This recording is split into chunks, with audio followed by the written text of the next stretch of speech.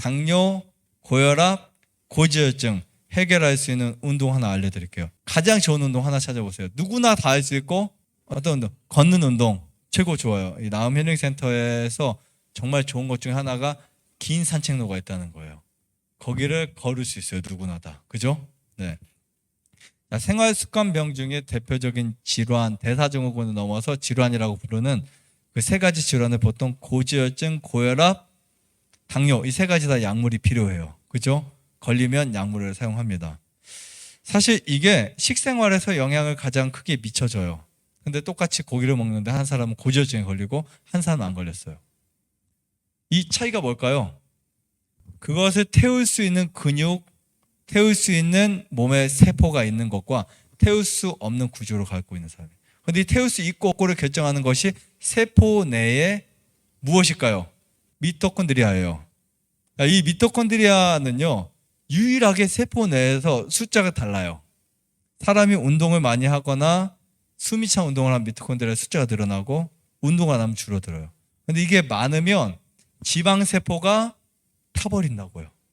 근데 똑같이 운동했는데도 나 왜 살이 안 빠져? 아직 미토콘드리아가 많지 않아서 그래요. 똑같이 먹었는데도 왜 나는 고지혈증 걸렸어? 미토콘드리아 적어서 그래요. 이해하시겠죠? 네.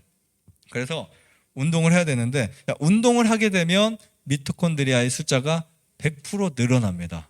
조금씩. 그러나 천천히 늘어날 수 있어요. 계속해서 늘어나요. 근데 얘네들이 늘어나면 영향력이 폭발적으로 바뀌어요. 그래서 여러분들이 먹었을 때 정말 암 환자분들이나 몸이 안 좋은 분들은요, 음식 한번 잘못 먹고 돌아가신 분들이 있어요. 근데 정말 음식을 내가 먹었을 때 그 음식을 영양으로 몸에 흡수할 것인지 도구로 배출할 것인지 결정하는 것 중에 하나도 역시 세포 내의 미토콘드리아라고. 그러니까 운동 꼭 하셔야 돼요. 근데 고혈압, 고지혈증, 당뇨에 가장 좋은 운동 하나가 걷는 운동이다 이렇게 보시면 돼요. 걷는 운동. 같은 식생활을 했을 때 운동의 차이는요, 시너지를 막 이렇게 일으킬 수 있어요. 똑같은 식사에. 그래서 뉴스타트 중에 먹는 것도 중요한데 운동하는 것도 중요하다 이렇게 보시면 되고요. 사실 우리가 운동을 하는데 정말 종류가 많아요. 수영, 자전거 뭐 많지만 가장 좋은 운동을 걷는 운동이라고 한 이유는 가장 효과도 좋고요, 가장 쉽고 누구나 할 수 있어요. 그런데 걷는 운동에도 여러 가지 방법이 있기 때문에 나중에 또 이거 제가 말씀을 드릴게요. 사실 일주일에 3번에서 4회 정도 1시간만 걸어도 효과 볼 수 있어요. 기구도 뭐 크게 필요 없어요. 그래서 건강을 위해서 여러분들이 걷게 되면 여러분들 몸에는 600개 정도의 근육이 있어요. 약 600개. 그리고 200여 개, 200개 이상이죠. 200여 개의 뼈가 있어요. 그러면 그 모든 게 다 움직여요. 네, 걸으면 206그 정도 되는 뼈가, 그 근육이 다 움직인다고. 걷게 되면 머리도 울리죠. 그래서 처음에 걷게 되면은 막 이상하게 안 썼던 근육도 되게 아프고 당기고, 어떤 허리가 아프다 그러고요, 어떤 어깨가 아프다 그래요. 걸을 때 막 이렇게 해서 걷지 마시고 좀 자세를 펴고 다리를 씩씩하게 걷는 거 되게 중요해요. 어쨌든 이런 그 조직들이 운동을 하게 되기 때문에 뼈가 강해져요. 이해하시겠죠? 운동을 하면 뼈가 강해져요. 그리고 이 다리에서 특히 우리 심장과 가장 먼 곳이 다리예요. 그러니까 우리가 보통 다리 붓는다 이런 말 하잖아요. 이게 너무 많이 걸으면 안 돼요. 대신에요, 붓는 분들은 조금만 걸어야 되고 일반 분들 많이 걸으세요. 근데 보통 이 심장과 먼 다리는 정맥을 담당할 수 있는 인터체인지라고 보시면 돼요. 그곳에 피가 내려갔다가 다시 올라와야 되는데 정맥이 약하면은 제2의 심장이 우리가 종아리, 다리라고, 발이라고 하잖아요. 거기가 약하면은 올라올 때 빨리 못 올라와요. 그래서 생기는 것이 하지정맥 치질들이에요. 치질. 자, 그러면 우리가 계속 걷다 보면 이쪽이 강해져요. 그게 만약에 걷는 게 너무 힘들다 그럼 처음에는 발목 펌핑 운동을 좀 추천드려요. 그걸 하면서 병행을 하시는 것도 좋고. 자, 그렇게 되면 다리와 허리에 이제 근력이 증가해요. 근력, 근육 이런 것들이 증가하면서 자체적인 면역이 활성화되기 시작해요. 또 심장과 폐의 기능이 향상되어서 비만, 증상, 증후군 등이 해결되기 시작해요. 그래서 걸으면 몸매가 좋아지는 거예요. 걸으면 고혈압, 당뇨, 고지혈증 개선에는 정말 너무 좋습니다. 특히 혈당은, 우리가 보통 혈당이라는 말은 혈액 속에 흐르는 당분을 말하잖아요. 그죠? 당분을 말하는데 이 당분의 양이 수치가 높아서 그 당이 혈액 그 세포 속에 들어가지 못하고 신장으로 빠져나오는 것을 뭐라고 해요? 당뇨라고 하죠. 당뇨. 근데 재밌는 사실이 식사 후에 30분 있다가 걷잖아요. 당이 떨어져요. 경험하신 분도 있어요, 없어요? 신기하게 당이 떨어져요. 근데 그게 몇 분만 걸어도 떨어지냐면 연구 결과에서는요, 딱 10분만 걸어 떨어져요.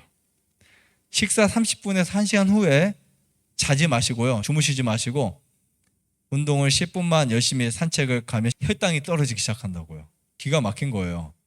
그리고 보통 우리가 살만 빼도 고혈압, 고지혈증, 당뇨가 회복되는 경우가 제가 볼 때 50% 이상이에요. 그냥 살만 빼면. 신기하게 살이 빠지면서 회복이 돼요. 근데 살이 빠지면서도 회복이 안 된다? 그럼 문제가 되는 거예요. 그래서 비만이 있는 사람은 살만 빼는 게 목적이 아니라 사실 질병을 치유하는 게 목적이고, 역시 그 다이어트라고 하는 단어는 살 빼는 게 아니고 건강을 지키는 것이다. 저는 이렇게 말씀드리고 싶어요. 일본에는 다이어트로만 입원하는 사람들도 있어요. 그래서 다이어트 입원이라고 해요. 그럼 거기서는 칼로리를 처음에는 2000칼로리 주다가 1600, 1400, 1000칼로리까지 밑에가 줄이면서 운동을 시켜요. 그러면 병원이니까, 다이어트 병원이니까 살이 빠지. 약물을 먹는 게 아니고요. 살이 빠져요. 신기하게. 그런데 이제 주의할 것은 그 요요 현상이 일어날 수 있으니까. 근데 우리가 이제 이렇게 걷잖아요. 그럼 수치의 변화가 오기 시작해요.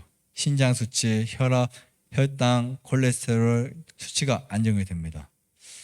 그래서 당뇨나 고혈압이나 고지혈증 환자는 약물을 의지하기보다는 저는 식생활에 비중을 둬라 이렇게 말씀드리고 싶고요.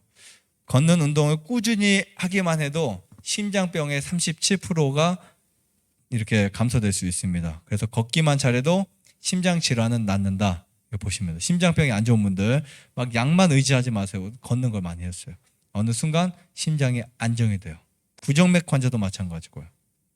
그리고 걷는 운동을 통해서 아까 말씀드린 허벅지와 종아리의 근육이 형성되면 무조건 면역력이 강해질 수밖에 없어요. 그리고 장 운동도 돼요.